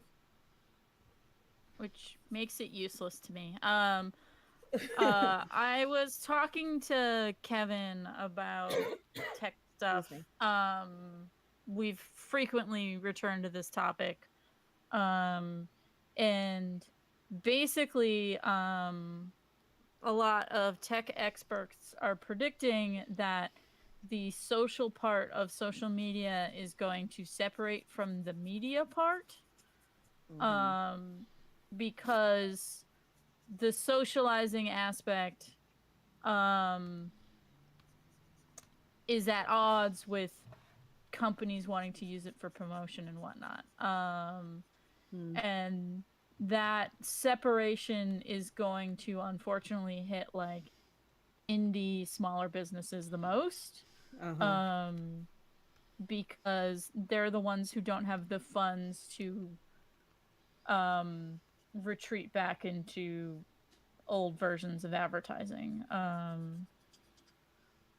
Because while ads have been down on social media and on websites, static image ads have been down apparently across the board. Um, where the ad industry is paying and having growth are video ads. Um, so, like, if social media stopped being a viable way to promote your work because it has all turned into socializing only, no promo, um, then that just leaves who can afford to have these video ads made Hmm. and buy space for them. Yeah. Yeah, and right now I'm not gonna lie, Iron Circus often works with a publicist, and that publicist has literally like come to me and been like, are we 100% on refusing to buy Twitter Blue for the Iron Circus account? And I'm like, yes, we are. We're on, that man doesn't get a dollar. And he's all like, even if it means it costs you in the end thousands of dollars. And I have two sort of replies to that. Number one, I turned my back on Kickstarter. I'm already used to my moral decisions costing me thousands of dollars. And number two, the kind of people who are bumped to the top of the reply chain with Twitter Blue are not the kind of people I want Iron Circus associated with anyway. Well, and I would also add Mm-hmm. one, the kind of people who are buying blue and getting bumped to the top are getting scrolled by. Yeah. Yeah. So, like, unless you're just being removed from the timeline altogether, them getting priority isn't hurting you because Mm. people are just scrolling by those dorks. Yeah. It's Two, also when you're done, Amanda, I have a yeah, very particular vent about Twitter Blue to share. gotcha. Um, Two, we've like we're old. We've been doing this since before Twitter. We all like we don't need Twitter. Hmm. Like, yes, it'll be an adjustment, but we've done it before. We'll do it again. And here's the thing, Twitter collapsing is inevitable. Even if Twitter fixes itself, it's still not forever. Yeah. Nothing I is. think there is okay, Kel's not to be next. horrible. Oh, okay, go for it. Okay, yeah, my very specific annoyance with Twitter Blue and how it prioritizes people is I went to DM someone, and you know how when you go to your DMs, you can search for the person that you want, like you type in their name and it will let you like DM them instead of people that I follow searching up popping up when I searched the name I was looking for to DM. um it showed me all these Twitter Blue people that I don't follow and they don't follow me, so I can't DM them. Why are they popping up in my DM search? Like, Yeah. Yeah. Yeah. I think what I was going to say is I think a lot of the despair that people kind of wallow in on social media when there is a suggestion that the status quo is going to change, it kind of invariably comes from young people. And I know how this makes me sound Yeah. like the fucking oldest of the old, but let me just get through this. They're very accustomed to the world being a certain way. To be perfectly frank, there are probably a bunch of people on Twitter right now who did not exist before Twitter was Yeah. founded. And they kind of can't picture a world without Twitter, whereas everyone in this chat right now, they existed before Twitter. We know what it's like to have to promote without the use of Twitter. And we got on Twitter because we're like, oh, this could be useful, not because, oh God, nothing like this existed before. We are saved. And if Mhm. Twitter were to crash tomorrow, I'm not going to bullshit you. It would be a massive blow to my reach, but not a mortal blow to my reach. I would Yeah, figure something out because it wouldn't just crash for me, it would crash for everyone who's on Twitter. So instead of hoping they follow my mailing list or they follow me to other sites, they'd have no choice but to do that. um also part of Kevin and I talking about different social medias, uh saying like, oh, I'm on Twitter because that's where everyone is and that's why you got a promo on Twitter. That's like saying, oh, you got to hand out flyers for your comic at the grocery store because that's where everyone is. Yeah, And that is like, strange. yes, a lot of people are at the grocery store, but they are not looking for comics. Yep. And I mean, so and on that subject, studies have shown, if we were just going no, to the platforms that had the most people, it wouldn't be Twitter anyway. We'd be on Facebook it would be Facebook Or Yeah, Pinterest. it would be Facebook. But yeah, I can tell you right now, okay, because of the way we have it set up, I know where all the hits on all my crowd funds come from. And Facebook gives me basically nothing. And Iron Circus has a Facebook presence. It's kind of all Well, from Twitter. the ads that BackerKit runs run on Facebook. Yeah, true. So actually, all the ads are from Facebook. And our They're from engagement Facebook and our Instagram. engagement is very different on Twitter and Facebook. Like you were like I was given a rundown about how we handle the different social medias, and we don't handle like we could probably start funneling a lot of time into Facebook. We just don't want to. Yeah. This year I have hired a social media assistant. Uh-huh. And basically she's posting shit posts on like she is using panels of my comic to make shit posts, and that's what she's posting on kind of all the social medias. Uh-huh. And I have had growth on Instagram, Facebook, and Tumblr. Yeah. Yeah, I have And actually I used to handle yeah, Iron Circus so social media and I am turning it over to a professional too now, so well, she's not technically a professional, she's just an assistant. Like She's so getting paid. She's professional. Yeah. Okay. And she just started to use Mastodon, so we'll see how that turns out. But yeah, like sales are up in my store. Like I don't know which social media they're coming from, but just like being in people's faces has made more interactions pop up on all these places. I also again, this is gonna make me sound like an old lady. go for it. But I also think like in a lot of ways, Twitter, like relying on Twitter, has kind of made us not lazier, but less creative. Because I do remember the things that we do before Twitter, and like, yeah, I had we had our projects that got our equivalent of a Kickstarter fund at the time happened. We just had to be way more creative with what we did to make them work. That's true. Like that's why you had all these different forums about like how do you make your webcomic successful and stuff like that, because there were lots of ways to do it. You did have to put a lot of elbow grease in, but you could do it. Yeah. Yes, ma'am. Hello. We have ravioli. Before we got on, I was talking to Amanda about I'm going to make a sign that's a QR code that will let people sign up for my newsletter directly from a convention. Yep. because that is come here. apparently where people get the most clicks per follower newsletters, which makes sense Go get because you have opted into them, and because they're getting it in their email rather than a site that's trying to prevent them from leaving. It's easier for them to go jump to another thing. So, not to change subjects, but my horrible, beautiful cat, Ravioli, likes to play fetch, and she's making demands at the moment. So I'm playing fetch with her real quick. Okay.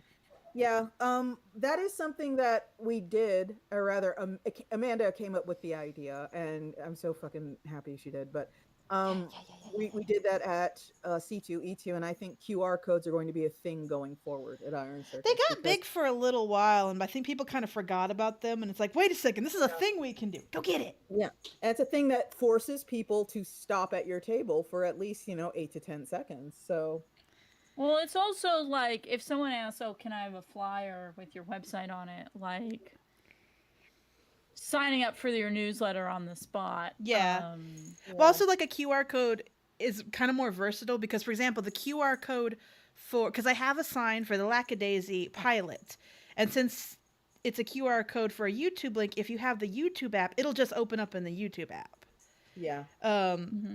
And if it's for the website, it'll just open up in the website. If it's for your newsletter, it's going to open up to the newsletter form. You can just sign up right then and there. Yeah. Yeah. Yeah. Okay, how many times are you going to bring me the mouse?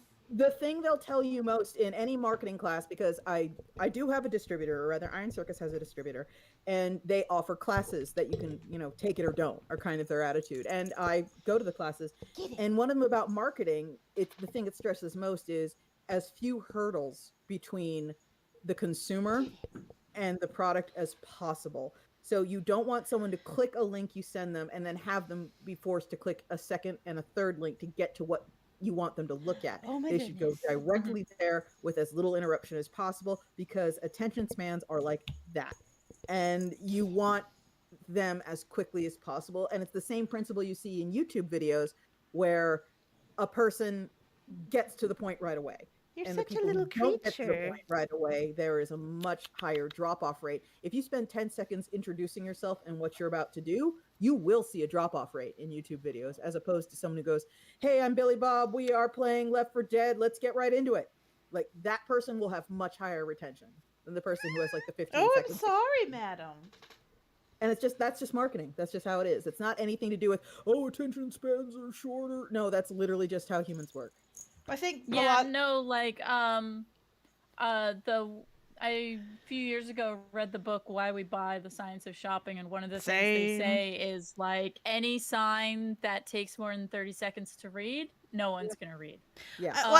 YouTubers have been pointing out lately that it's been proven that if you ask them to subscribe, they're more likely to subscribe. And I think it plays into the same thing where I think in your head, if you watch a YouTuber you're like, I should subscribe. And then you just sometimes don't. But if they put you on the spot, like, hey, do it right now, do it, and you're like, okay, fine, I'll do it right now. Yeah, that's why people ask. What's interesting is you can kind of assume. Oh, y'all heard? Different cohorts of YouTubers hang out in different Discords, and they share tips and tricks. So there will be these waves in YouTube production, and it's clear somebody shared their results from doing something a certain way, and now everybody does it that way. Like a big example is faces in thumbnails. For a while there, YouTube thumbnails were very varied. And now suddenly they all follow what I call, he didn't originate it, but I use this because everyone will know what I'm talking about, sort of the Mr. Beast theory of YouTube thumbnails, which is your face with a weird expression and maybe a background that's related. And the reason people do that is because it works. There's higher click-through on thumbnails with human faces. When you are looking for Sims 4 Let's Plays that have absolutely fucking nothing to do with who's playing them, you will still see a YouTuber's face, because that's what's more likely to make you click. Marketing! It matters. I know we all want to be like these pure artists and not have to worry about marketing, but if you don't worry about marketing, you get fucking buried. And that's simply how it is. I'm okay with being buried. Are you? Because that means no one looks at your shit ever. Not true. Okay. Well, I'm going to be marketing your shit anyway, so. No, I'm saying It's important if you want to reach as many people as humanly possible. I have seen and met many people with niche audiences who are not making it big on YouTube, but have a comfortable little Patreon and a comfortable little YouTube community and are doing fine. Yeah, I should note here that I'm also a big adherent to the 1,000 fans theory of artistic success. I don't think you need millions and millions of fans to be a professional artist. That's not a thing. There are people on Patreon right now who you've never heard of that make a very comfortable living because they have 1,000 people who are super dedicated to what they do and willing to pay them. Yeah. And that's all you need. I think mentioning that is important because it kind of makes a professional artistic life feel achievable to someone who thinks like kind of the only way to make it is to get attention from Illumination Pictures or something. Like, no. Anyway, everyone watching this, I have a Patreon at patreon.com/KelMcDonald, and you should definitely back it. Yeah, and you know what? If you have a Patreon and you have like a $5 Patreon tier, that's the word I'm looking for, and and you can get I don't know, like 500 people to do your $5 tier. That's not fucking bad. I mean, it's not a ton of money, but you could, if you were prudent, you had roommates, you could live off of that. I'm very anxious because a part of my next year webcomic plans involve basically trying to actually use Patreon. For many, many years, it has just been a glorified tip jar, and I've not really given it any... Like, actually, my only tiers as of the last few years is $1. You can only give me $1. Oh. I think you can technically wiggle it to give me more if you want to, but the only tiers I have are $1 safe for work and $1 not safe for work. Just because I don't have any extra content to give people. Like, I'm in this weird phase where, like, if I make content, like, for example, if I make Slipshine content, I am going to want to promote that on Twitter because I want to promote people subscribing. Right. And if I make Starry Night stuff, yeah, I can put it on there. But at the same time, I also want to put that stuff on social media because I want to promote it so people will buy it when it comes out. Like, I'm at that point. I just don't have anything that benefits from being paywalled, if that makes sense. So it just doesn't make sense to have. And I don't know, maybe I could be doing things different, but I also don't have time to make an extra thing that's just for Patreon right now. But if I start trying, that's the hard part. The hard part is starting and saying, well, here's hoping the thing I'm making exclusively for Patreon actually works, because you won't know till you do it. And that's scary. Yeah. Oh, I have to admit, I sometimes am tempted to like see what Patreon could do for me, but I can't morally launch a Patreon because Iron Circus comes first in all I do, which is why my comics haven't updated in like a month, because Lackadaisy released and then my life fucking exploded and nothing. And I already have like obligations I cannot fulfill right now. So I don't think it would be moral of me to ask for tips. You know what I mean? Yeah. In this environment where I cannot produce and I can't say when I'll be able to produce again. And I would love to see what Patreon could do, but even in my wildest dreams where it makes the absolute most I could perceive it making, the amount wouldn't be enough to offset what I would feel obligated to put towards it, which would naturally take away from my current obligations. Yeah. It's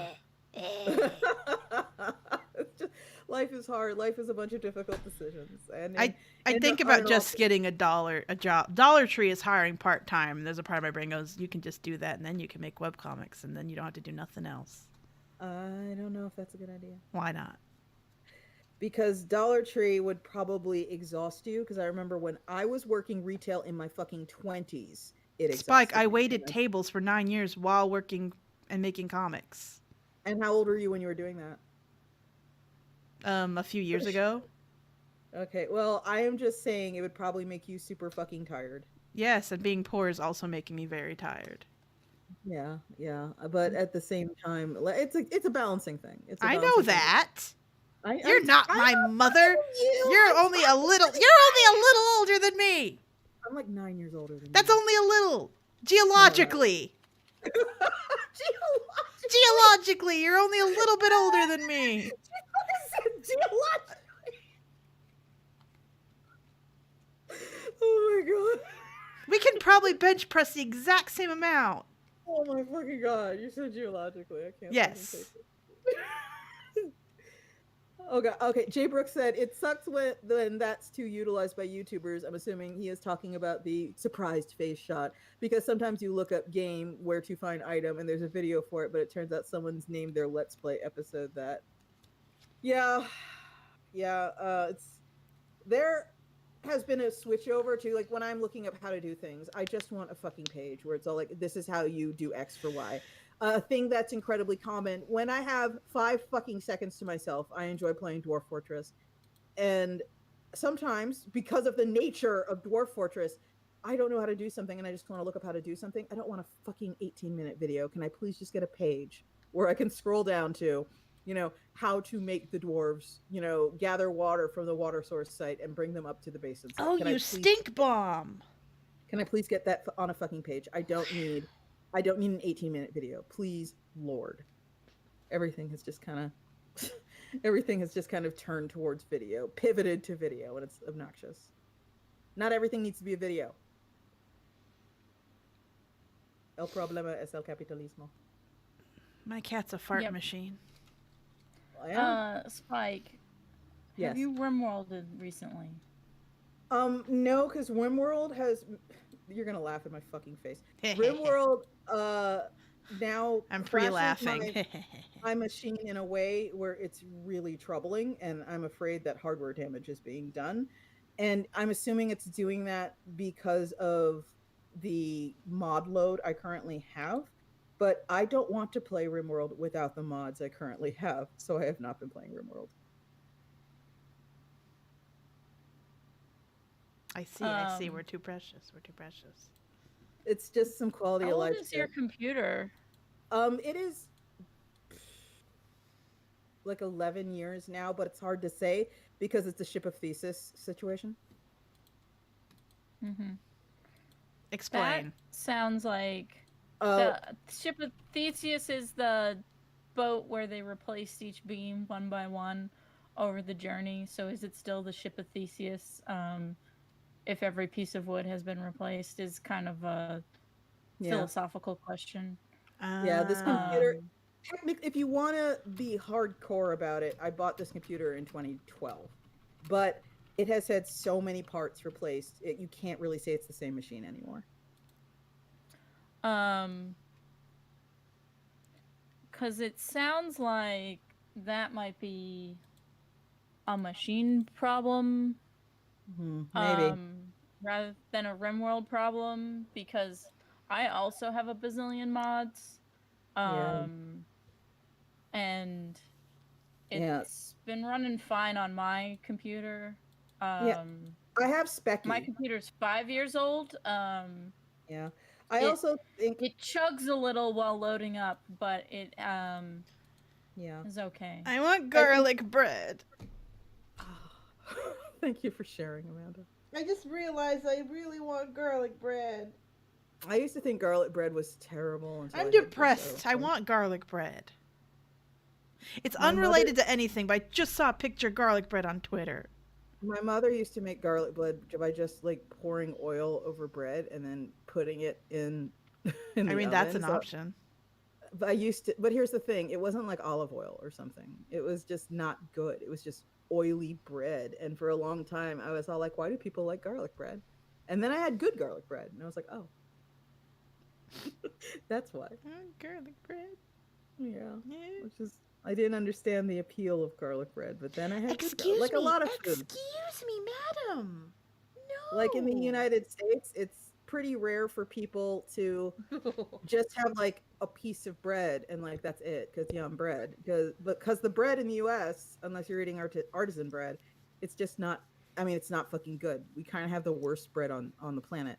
But if you go to France, people just have like a piece of bread for breakfast, and that's because the bread is a lot Okay, higher. I'll put you down, sweetheart.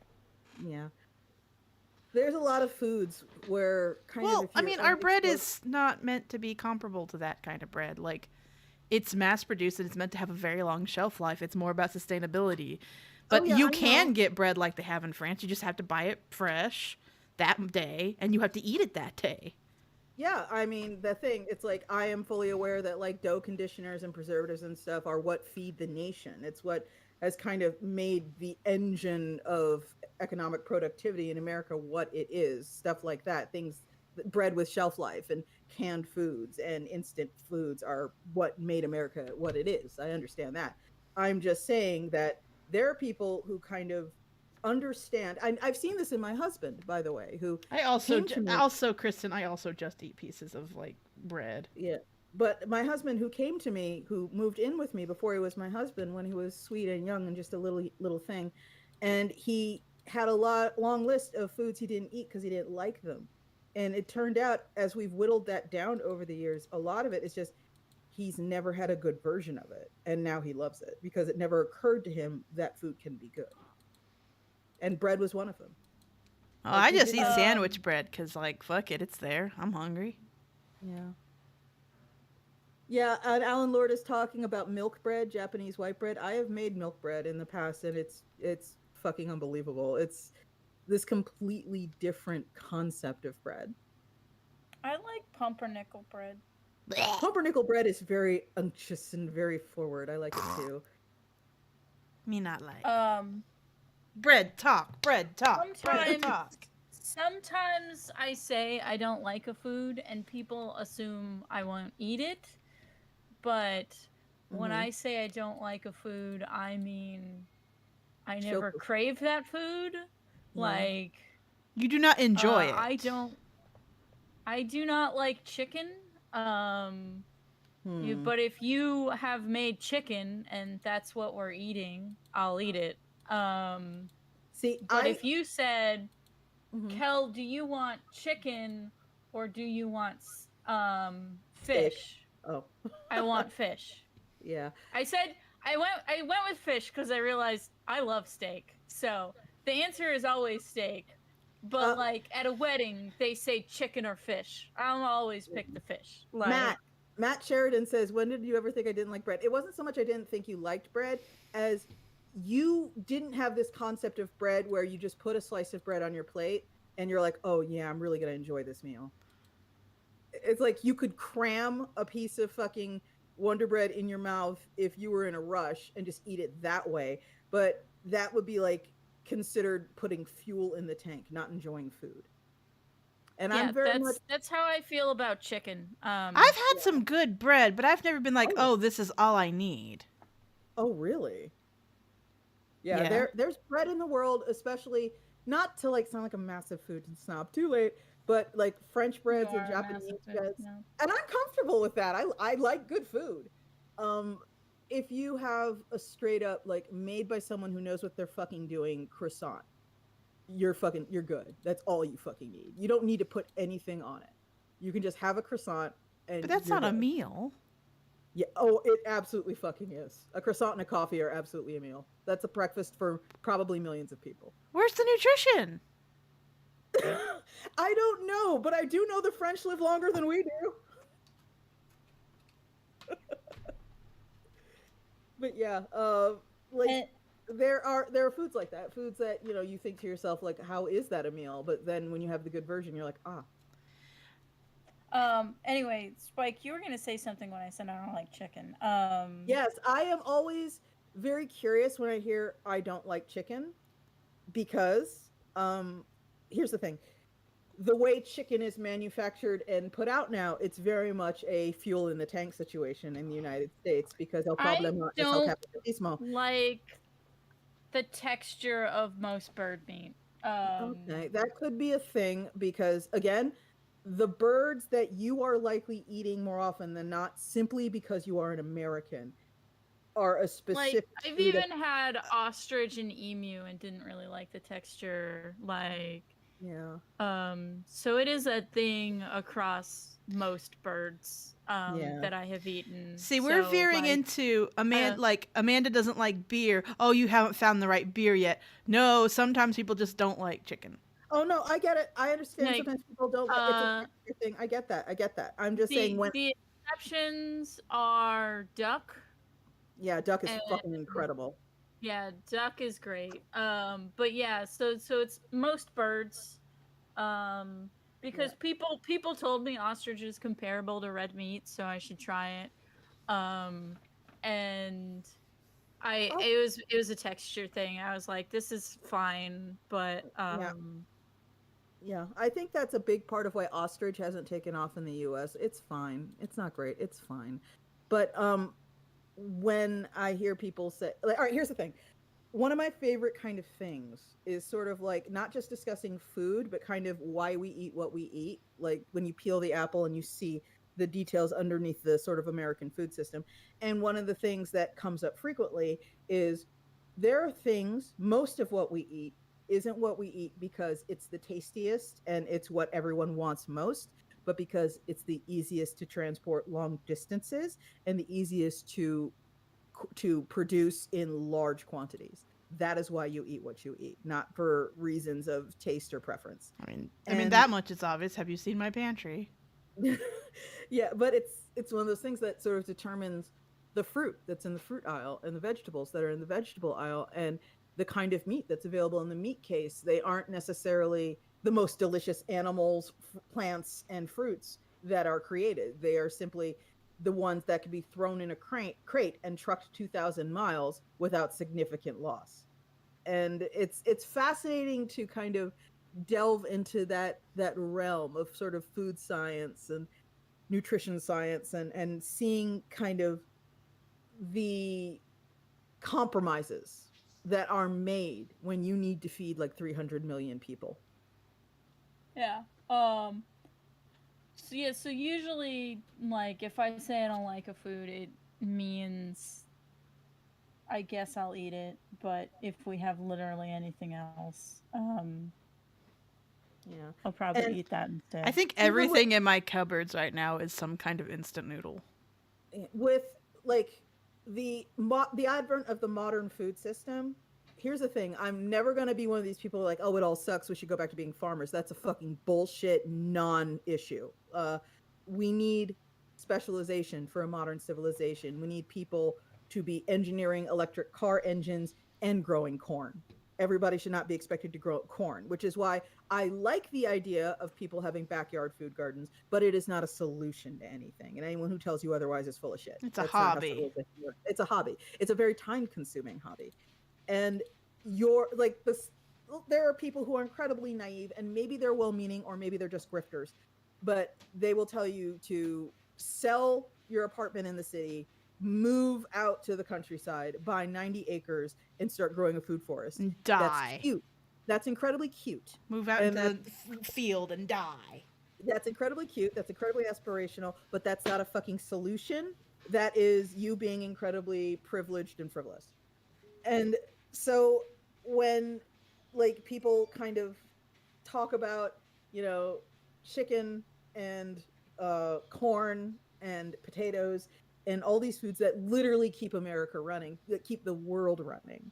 It's an interesting intersection when, you know, we deserve good quality food, but we also need to keep calories as cheap as possible because nothing predicts the downfall of a civilization like loss of access to food. A civilization will go under in a matter of months when food becomes difficult to obtain.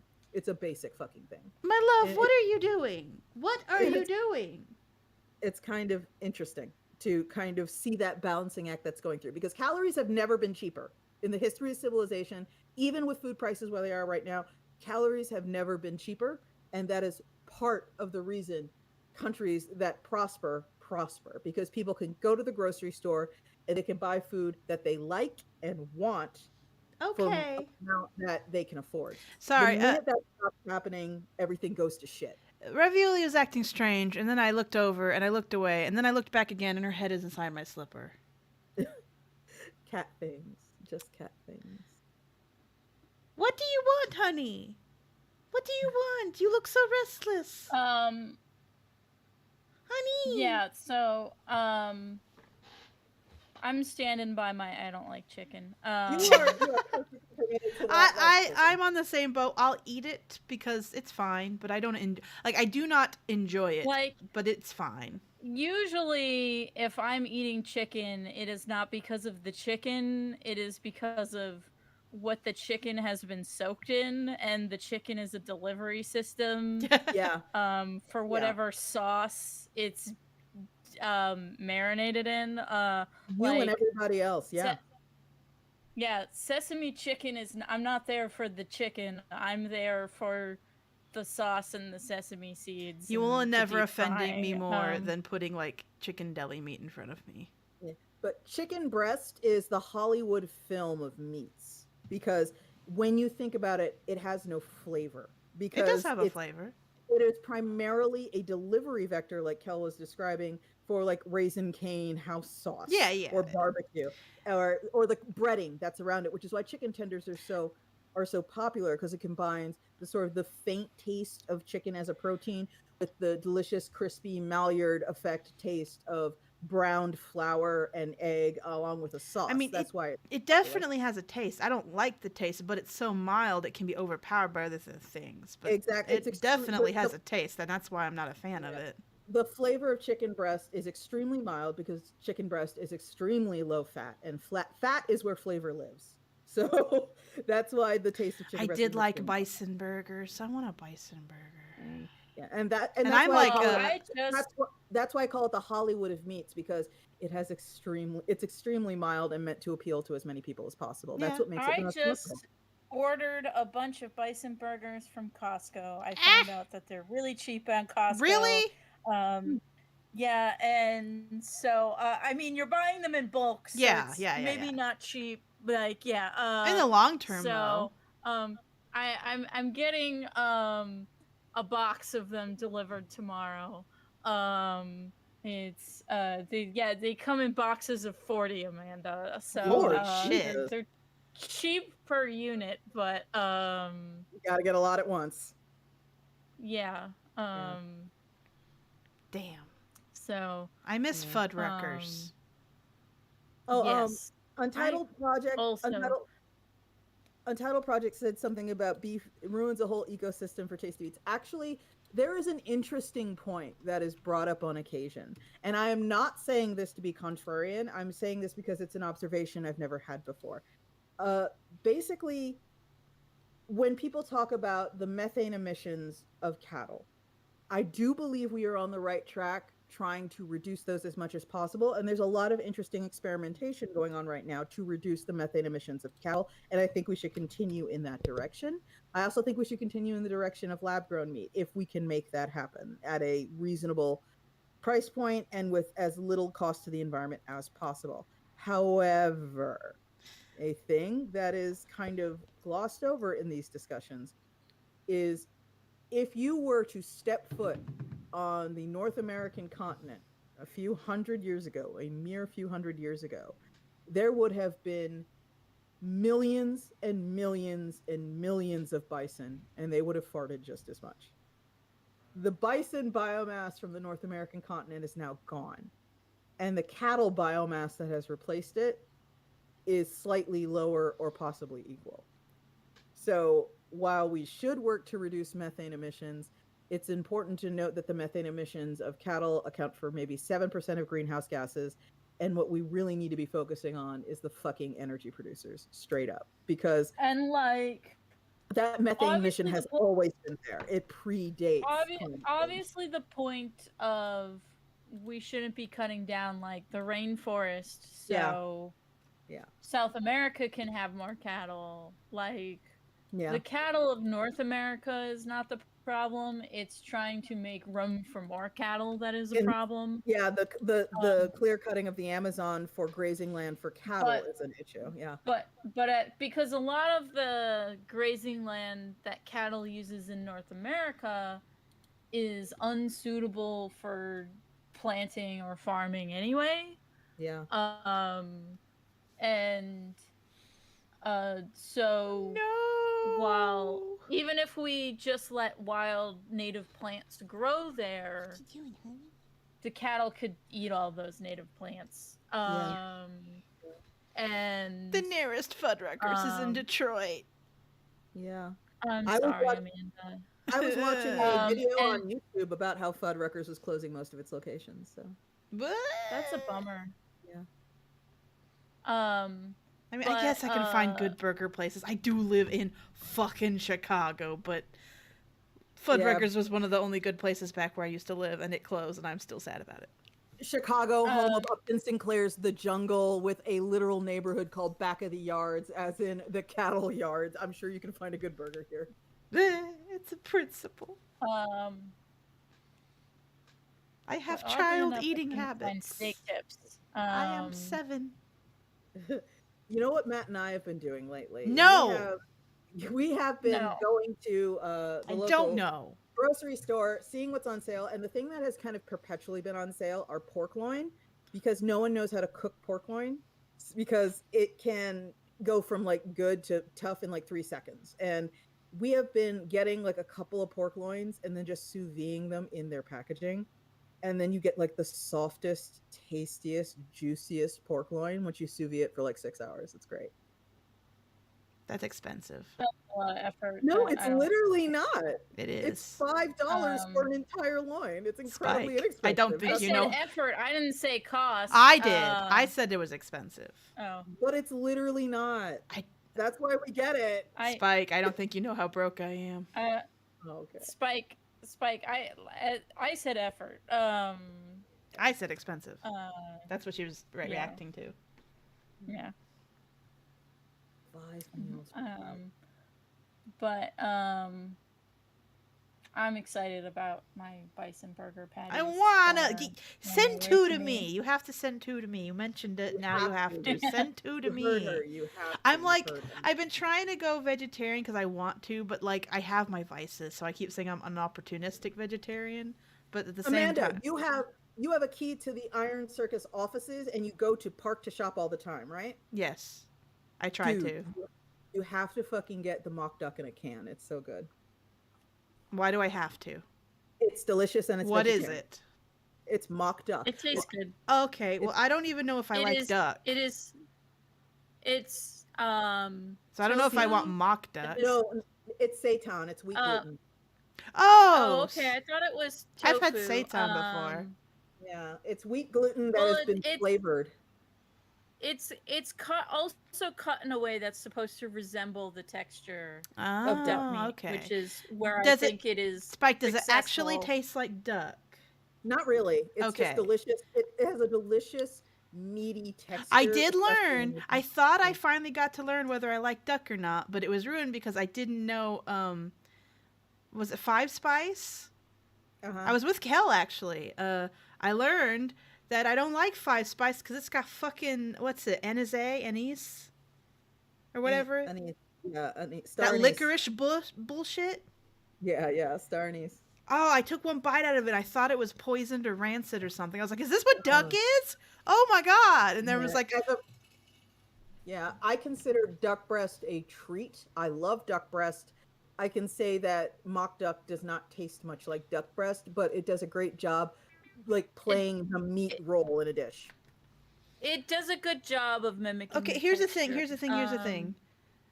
I don't really like those foods when they're trying to be meat. I like them as they are. Does that Okay. make sense? Like, I don't. Yeah. I think they're actually best when they're not trying to be meat because I genuinely like a lot of vegetables. I like a lot of like quote unquote meat substitutes, but I don't really like it when they're trying to be meat. I don't think they're at their best when they're trying to be meat. That's fair. That's fair. So like, I would actually prefer just straight up tofu that I prepare myself. I really don't want it to be go through all the fucking processes that have to make it meat like. It's like no. I like you as you are. I don't need to be tricked into eating you because you're not gonna be like me. Yeah, and tofu is really great to prepare that way. You just stick it in the freezer. Yeah, and I like tofu a lot. I let like it get all those holes. I like soy crumbles a lot. Yeah. I just But it is like bison burgers a lot. It is 10:06. Mhm. I just wanted to note. Yeah, I knew. I was Yeah. not going to tell you. Well, too bad because I know. Uh, yeah, I'm excited about getting bison burgers Ah! tomorrow. All Stop! right. How dare you? I got a I'm lot to so do. excited. I haven't had them in a while. Eh. I am going to see if I should get a Costco subscription. But I anyway, have one.